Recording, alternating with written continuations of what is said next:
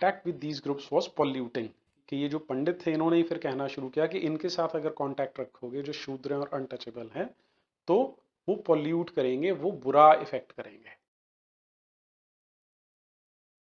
फिर इसके लिए इन्होंने एक हिस्टोरिकल प्रूफ दिया है, ये भी छठी क्लास की किताब में है, इसे भी एक बार पढ़ के देखते हैं। The Chinese Pilgrim फाहीन noticed the plight of those who were treated as untouchables by the high and mighty. They were expected to live on the outskirts of the city.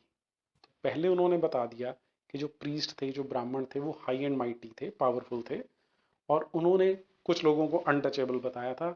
और फिर जो विदेश से टूरिस्ट यहाँ आते थे, जैसे फाहीन चाइना से आया था, उन्होंने इन बेचारों की जो स्थिति थी उसको देखा।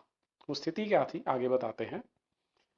He writes, if such a man enters a town or a market, he strikes a piece of wood in order to keep himself separate. People hearing this sound know what it means and avoid touching him or brushing against him. तो छठी class के जो 12-13 साल के बच्चे हमारे पढ़ने जाते हैं, उनको अच्छी तरह से उनके दिमाग में बिठा दिया है कि ये जो पंडितों ने, जो ब्राह्मणों ने वेद लिखे थे, उन्हीं का कारण है कि यहाँ पर अनटचेबिलिटी है। और पंडितों ने उनकी बहुत बुरी हालत कर रखी थी कि उनकी प्लाइट पर जो फॉरेनर थे उन्होंने भी लिखा है। अब अगर तो ये सारा कुछ सही है, फिर तो हमें वेदों को भी फेंक देना चाहिए, हिंदुज्म को ख़त्म कर देना चाहिए, और हमें वो जो ये सेक्रेड और होली बुक्स वाली क्रिश्चियनिटी और इस्लाम है उसको अपना लेना चाहिए।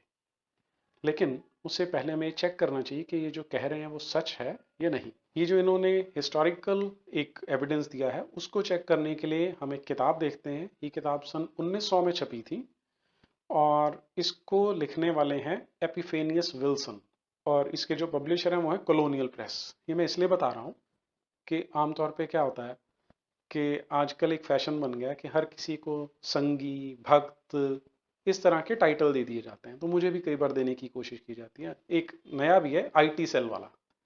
तो ये जो एपिफेनियस विल्सन है, 1900 में लिखी इसने किताब, वहाँ तक ना तो संघ होता था, ना आज वाले भक्त होते थे, ना आईटी सेल होता था। इसलिए हम ये मान सकते हैं कि संघी नहीं था, या टाइम ट्रेवल करके पीछे गया तो वो बात अलग है। अब देखते हैं ये फाहीन वाली इसी कोटेशन के बारे में क्या कहता है। फाहीन जब हमारे देश में आया था तब यहाँ पर बुद्धिज्म बहुत अच्छी तरह से फल फूल रहा था, जिसे मुसलमानों ने आके ख़त्म किया है।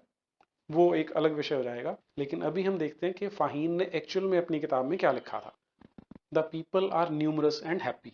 ये आपको याद रखना है कि जब भी आप कभी हिस्ट्री की किताब देखेंगे, कोई हिस्टोरिकल बुक्स देखेंगे, तो आप पाएंगे कि 8वीं सेंचुरी से पहले हमारे देश में खुशियां थी।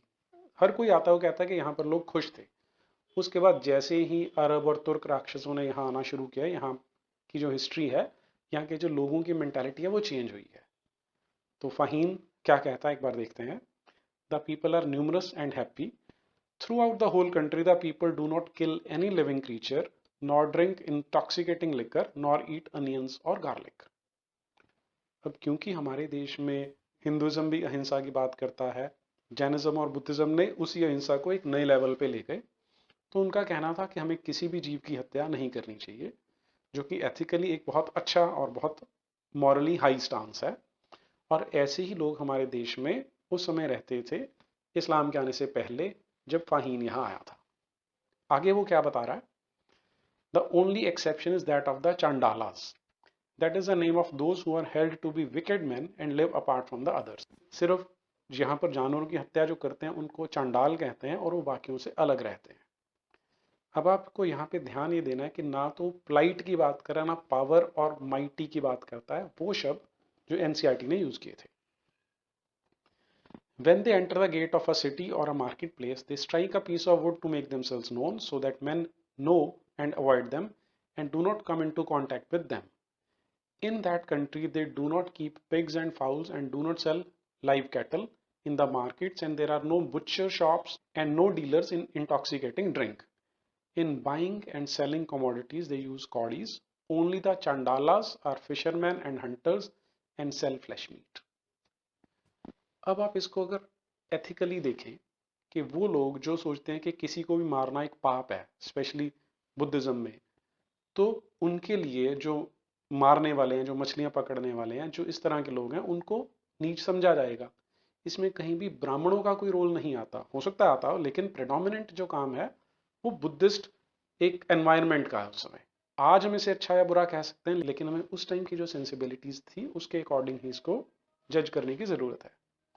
यहाँ आपको ध्यान ये देना है कि यहाँ पर फाहीन ने कहीं पर भी ब्राह्मणों की बात नहीं की, जबकि एनसीईआरटी ये सारे का सारा ब्लेम ब्राह्मणों पे लगाने की कोशिश करती।